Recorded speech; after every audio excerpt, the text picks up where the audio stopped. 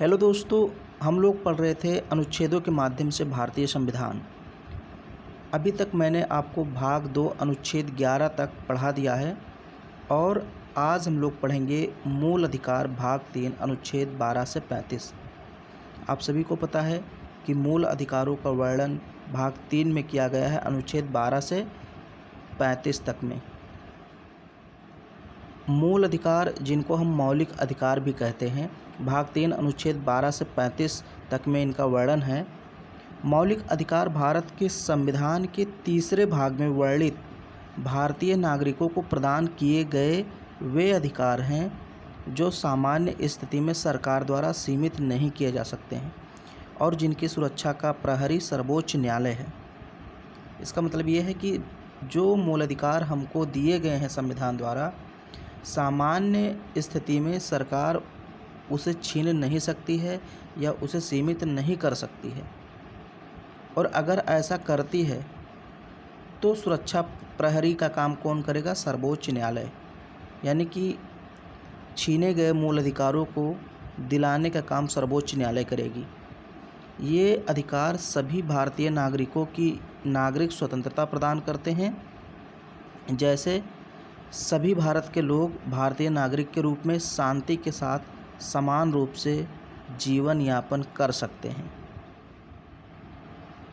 इन मौलिक अधिकारों को संविधान के भाग 3 में अनुच्छेद 12 से 35 तक वर्णित किया गया है।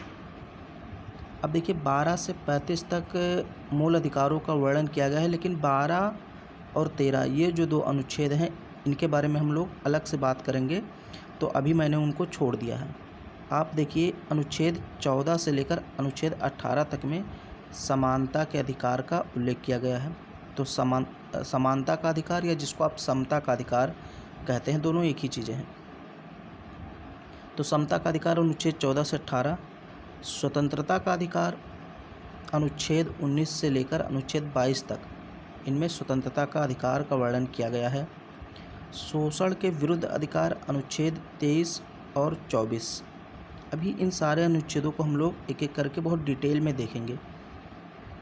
फिर है धार्मिक स्वतंत्रता का अधिकार, अनुच्छेद 25 से लेकर अनुच्छेद 28 तक इनका वर्णन किया गया है। फिर उसके बाद है संस्कृति और शिक्षा संबंधी अधिकार, अनुच्छेद 29 और 30। फिर लास्ट में आता है संवैधानिक उपचारों का अधिकार, अनुच्छेद 32 में इसका उल्लेख किया गया है। अब सबसे पहले हम बात करते हैं अनुच्छेद 12 की, जिसमें राज्य की परिभाषा बताई गई है। जैसे हम लोग कहते हैं कि राज्य हमारे मूल अधिकारों को सामान्य स्थिति में छीन नहीं सकता, उसको सीमित नहीं कर सकता। कौन नहीं कर सकता? राज्य। तो अब राज्य क्या है वास्तव में, इस चीज़ को बताया गया है अनुच्छेद 12 में। यानी कि राज्य की परिभाषा दी गई है कि राज्य के अंतर्गत कौन कौन सी संस्थाएं और कौन कौन से मंत्रालय और विभाग आते हैं। जैसे सबसे पहले राज्य की श्रेणी में आएगा भारत की सरकार। अब इसमें सभी मंत्री, सभी मंत्रालय, सभी विभाग और सेना आएगी। यानी कि अगर कोई मंत्री या मंत्रालय, विभाग या सेना हमारे अधिकारों को सीमित करता है, उसमें दखलंदाजी देता है, तो हम इनके खिलाफ सुप्रीम कोर्ट में जा सकते हैं, क्योंकि ये राज्य की श्रेणी में आएंगे। फिर संसद की बात की गई। संसद जैसे लोकसभा, राज्यसभा, राष्ट्रपति, इसके अलावा अध्यक्ष, सभापति, सभी सदस्य और उनके द्वारा किए गए कार्य, ये सभी, या उनके द्वारा पारित किए गए कानून, ये सभी राज्य की श्रेणी में आएंगे। अगर मान लीजिए संसद ने कोई कानून बना दिया, चाहे लोकसभा या राज्यसभा हो, उसने कोई कानून बना दिया जो आपके मूल अधिकारों का उल्लंघन करती है, तो इसका मतलब ये है कि आपके मूल अधिकारों का उल्लंघन राज्य ने किया है और फिर आप उसके खिलाफ सुप्रीम कोर्ट में जा सकते हैं। तो ये भी राज्य की श्रेणी में आएगी। यानी कि भारत की सरकार और संसद राज्य की श्रेणी में आएंगे। फिर है राज्य की सरकार।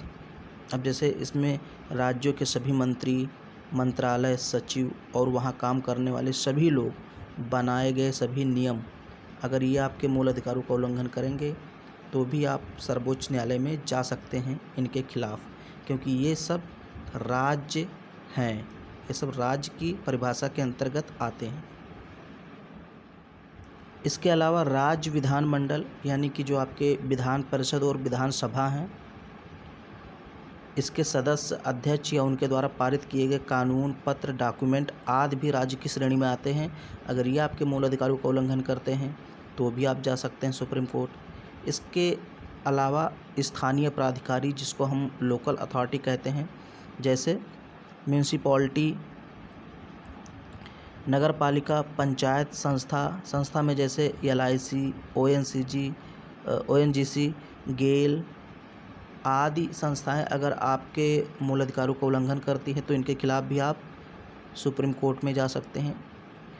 फिर स्थानीय पदाधिकारी, लोकल ऑफिशियल जैसे कमिश्नर, कलेक्टर, पुलिस, सरकारी डॉक्टर, बस ड्राइवर, अगर ये आपके साथ किसी भी प्रकार का भेदभाव करते हैं, आपके मूल अधिकारों का उल्लंघन करते हैं, तो आप इनके खिलाफ भी जा सकते हैं। अभी आगे हम लोग पढ़ेंगे कि मूल अधिकार हमारे कौन कौन से हैं, उसको डिटेल में पढ़ेंगे। फ़िलहाल अभी आप ये जान लीजिए कि राज्य क्या है, क्योंकि हम बार बार बात करेंगे कि राज्य अगर हमारे मूल अधिकारों का उल्लंघन करेगा तो हम जा सकते हैं। तो सबसे पहले आपको ये जानना चाहिए कि राज्य है क्या वास्तव में। तो यही सारे राज्य हैं, जो मैंने चीज़ें बताई, ये सब राज्य की श्रेणी में आएंगे। राज्य का मतलब यहाँ पर ऐसा नहीं कि एक स्टेट या एक क्षेत्रफल कोई है। यहाँ राज्य का मतलब दूसरा है, आपको समझना पड़ेगा कि ये सारे राज्य हैं। अगर इनमें से कोई भी एक संस्था, कोई भी एक व्यक्ति, कोई भी एक मंत्रालय, कोई भी एक कानून हमारे मूल अधिकारों का उल्लंघन करता है तो हम उनके खिलाफ सुप्रीम कोर्ट में जा सकते हैं। यानी कि आप समझ गए कि कोई भी सरकारी संस्था हो, अगर वो हमारे मूल अधिकारों का उल्लंघन करेगी तो हम सुप्रीम कोर्ट में जाएंगे। लेकिन अब बात आती है कि क्या प्राइवेट कंपनी के खिलाफ भी हम जा सकते हैं। मान लीजिए कोई प्राइवेट कंपनी है, वो हमें किसी आधार पर अपनी कंपनी में नहीं ले रही, भेदभाव कर रही, हमारे मूल अधिकारों का उल्लंघन कर रही है, तो क्या हम उसके खिलाफ भी जा सकते हैं। तो देखिए, सुप्रीम कोर्ट के अनुसार कोई भी प्राइवेट कंपनी जो सरकार के साथ या सरकार के लिए काम करती है, वह भी अनुच्छेद 12 के अंतर्गत राज्य की परिभाषा में आएगी। उदाहरण के लिए BCCI 2019 तक अपने को प्राइवेट बताकर राज्य के दायरे से दूर रहा, लेकिन अब सुप्रीम कोर्ट ने उसे राज्य की परिभाषा में समावेश किया है। यानी कि BCCI आपके खिलाफ कोई भी भेदभाव आपके साथ नहीं कर सकती है।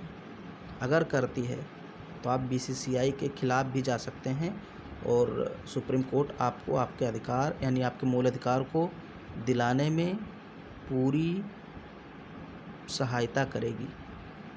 यानी आपके मूल अधिकारों को सामान्य स्थिति में कोई नहीं छीन सकता। तो ये अनुच्छेद 12 है, जिसमें राज्य की बात की गई है कि राज्य के अंतर्गत कौन कौन सी संस्थाएं, कौन कौन से लोग, कौन कौन से कानून, सारी चीज़ें यहाँ पर बताई गई हैं। आप इसको समझ सकते हैं।